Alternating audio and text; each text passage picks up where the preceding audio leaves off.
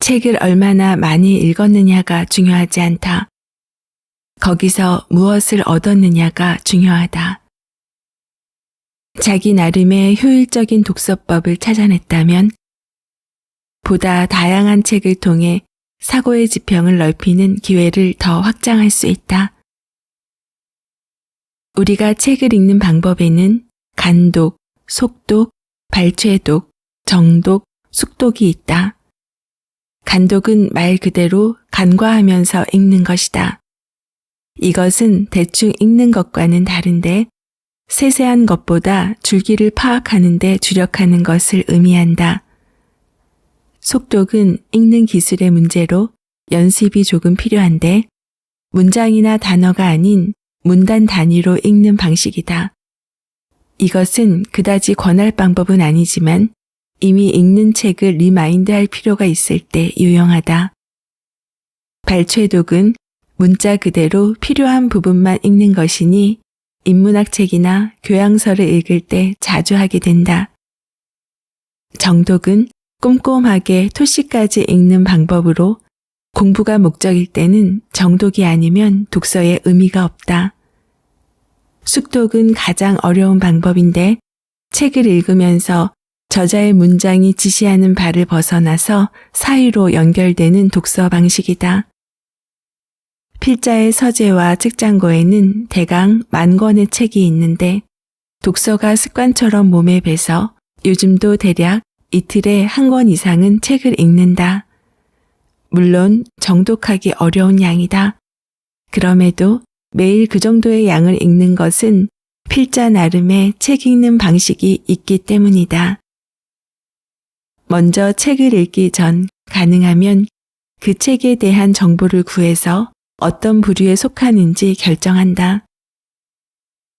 블루오션 전략이나 롱테일 경제학 같은 실용서라면 중요한 것은 개념이나 슬로건일 뿐 그것을 증명하기 위한 자료나 사례들은 별로 중요하지 않다. 이런 류의 책들은 대개 한 가지 개념을 설명하기 위해 책의 대부분을 사례로 채운다. 그래서 발췌독으로 저자의 주장이나 개념이 잡히면 나머지는 덮어버린다. 하지만 문학은 다르다. 예를 들어 세풀베다의 연애소설을 읽는 노인은 책의 분량은 많지 않지만 이야기 자체가 다양한 사건을 중심으로 전개된다. 이 경우는 이야기의 구성과 작가의 주장에만 귀를 기울이면 된다. 그래서 이런 책을 읽을 때는 단어가 아닌 문장으로 읽는다. 다만 이런 경우에는 언어 구사의 아름다움을 느끼기는 애당초 불가능하다. 문장의 의미는 알 수 있지만 말의 아름다움을 인지할 수는 없다는 뜻이다.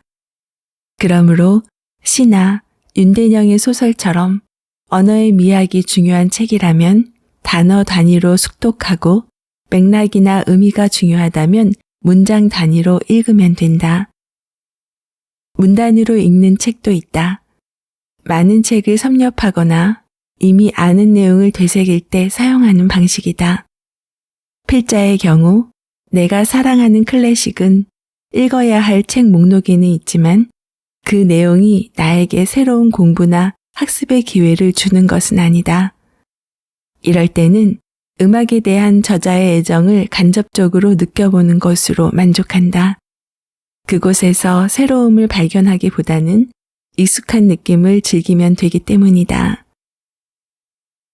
필자는 책을 읽을 때 이렇게 3일에서 4일을 끌면서 단어 하나, 음절 하나를 물이 될 때까지 꼭꼭 씹어서 삼키는 경우도 있고 마치 쌈밥을 먹듯이 1시간에 책 1권을 그냥 삼켜버리는 경우도 있다. 이것이 길지 않은 시간에 많은 책을 읽는 비결이다. 독서의 원칙. 인간은 언어로 사고하고 언어로 의사를 표현한다. 때문에 다른 사람의 언어와 표현법을 많이 익히고 활용하면 궁극적으로 내 사고의 지평을 넓힐 수 있다. 다만 자기 나름의 독서법을 정립해서 좀 더 효율적으로 다양한 분야의 독서를 하는 것이 중요하다. 사람마다 책을 읽는 습관이나 방식은 다르겠지만 필자가 제시하는 독서의 원칙은 다음과 같다.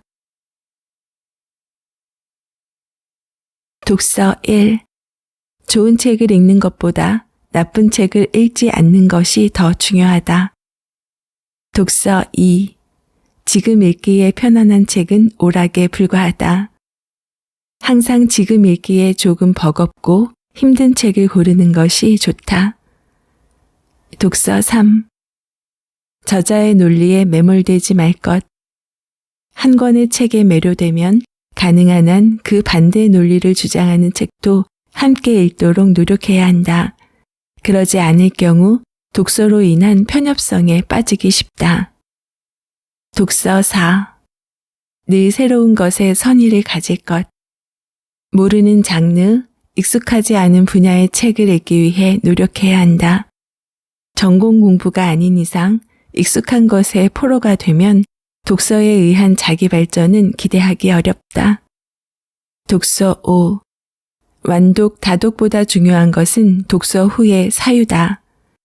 한 권의 책을 읽으면 그 책을 읽는데 투자한 시간 이상 책에 대해 생각하는 것이 중요하다. 독서는 지식을 체화하고 사유의 폭을 넓히는 수단이다.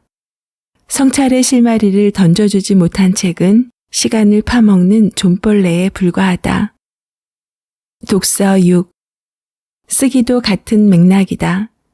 먼저 좋은 글을 골라 수차례 반복해서 필사하고 다음에는 그 글에서 아쉬움이 느껴지는 점을 고쳐서 보고 마지막으로 같은 주제로 내가 다시 써서 내 글이 원본보다 낫다고 여겨질 때까지 같은 과정을 반복한다. 독서 7. 좋은 책과 나쁜 책에 대한 판단은 의식보다 무의식의 반응을 살펴야 한다. 독서는 의식 활동이지만 무의식이 동시에 교접한다. 저자가 논지를 왜곡하거나 내용이 저급할 때 의식은 해석되고 이해하려 들지만 무의식은 금방 불쾌감을 느낀다. 독서 8. 오락인지 학습인지 독서의 목적성을 분명히 할 것. 전자라면 편안한 책, 후자라면 약간 버거운 책을 선택해야 한다. 독서 9. 시기별로 어떤 책을 읽는 게 좋을까? 중학생은 감각적인 고전 문학으로 생각을 배우는 시기이므로 펄벅의 대지로 출발해서 루신의 아큐정전과 위화의 가랑비 속의 외침 등 중국 문학을 거쳐 데미안, 시다르타, 좁은 문, 변신, 오만과 편견, 노인과 바다 등 보편적인 고전 문화를 읽는 것이 좋다. 고등학생은 의식과 인지력 확장을 위해 시와 한국문학, 제3세계 고전을 읽는 시기다. 예를 들면 시는 서정주로 시작해서 김수영까지 읽고 한시의 묘미도 알 필요가 있다. 이후에는 우리 근현대 소설과 카라마조프가의 형제들, 재와 벌 등의 러시아 문학, 그리고 제3세계의 문학과 삼국지들을 읽으면서 사고를 넓히되 역사와 철학 등 인문학에 대한 독서도 가볍게 시작하는 것이 좋다. 대학 신입생은 역사, 철학, 사회학 등 인문학과 현대문학, 과학서적을 독파할 시기이므로 일주일에 최소 2권은 읽는다는 각오를 하는 게 좋다. 철학의 경우 관념론은 아리스토텔레스에서 시작해 데카르트와 스피노자에서 끝내고 니체 이후로 빠르게 전환한 다음 경제사회학과 심리학으로 확장하면 좋다. 독서 10. 돌아가신 분의 책을 읽어라. 선택의 여지 없이 좋은 책이다.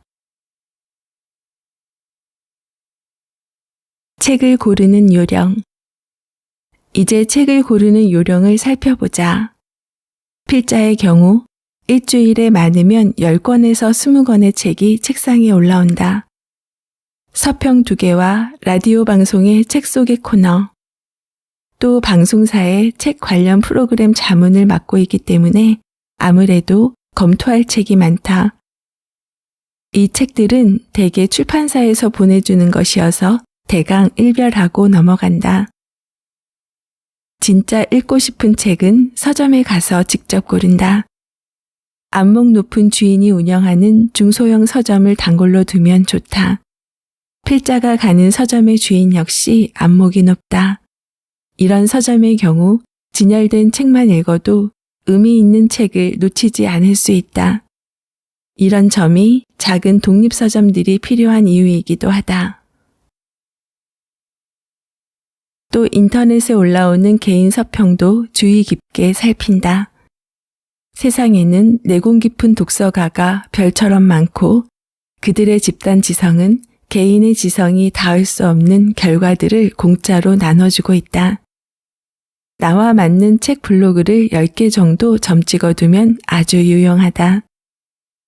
그렇게 고른 책을 읽어 나가다가 처음 3분의 1이 기대에 못 미치면 그 다음은 간독하고 넘어간다.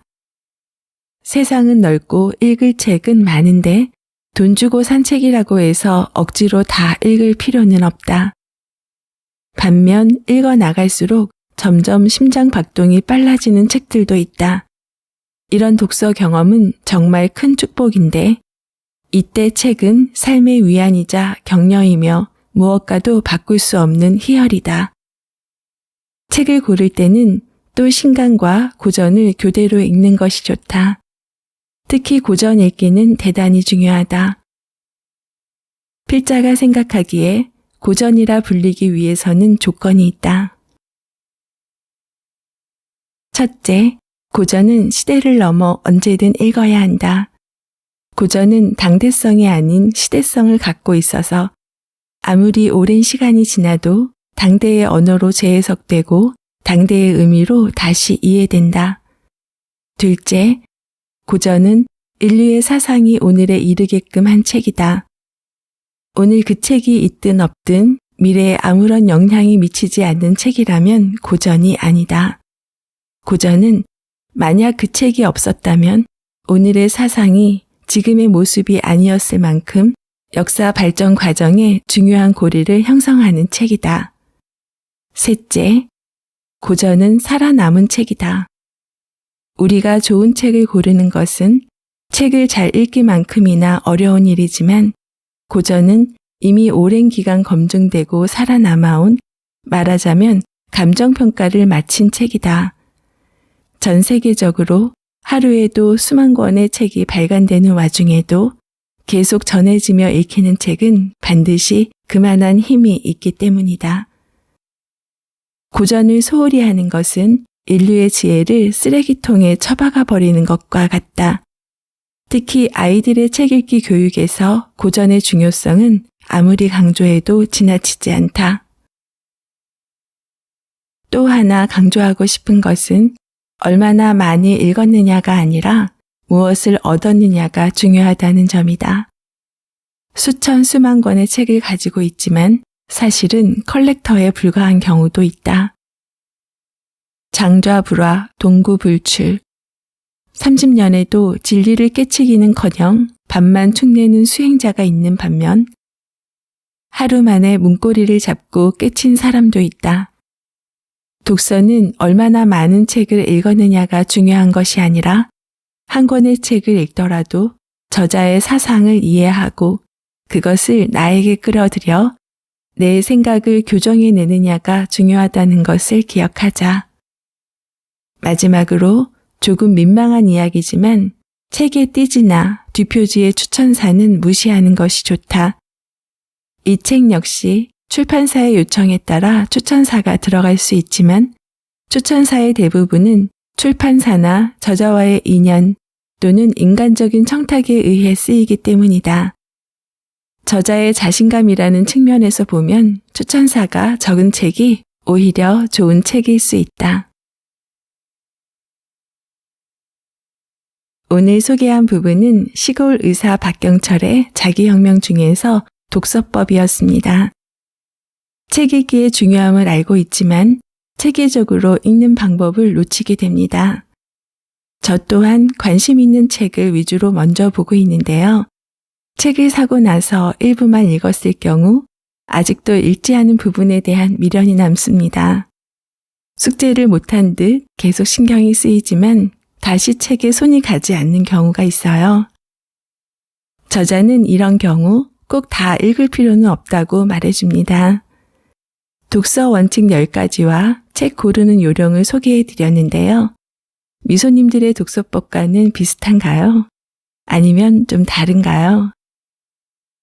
독서의 원칙에서 곧바로 적용할 한 가지를 꼽는다면 독서 4에 늘 새로운 것에 선의를 가질 것, 모르는 장르, 익숙하지 않은 분야의 책을 읽기 위해 노력해야 한다. 전공 공부가 아닌 이상 익숙한 것에 포로가 되면 독서에 의한 자기 발전은 기대하기 어렵다. 이 부분입니다.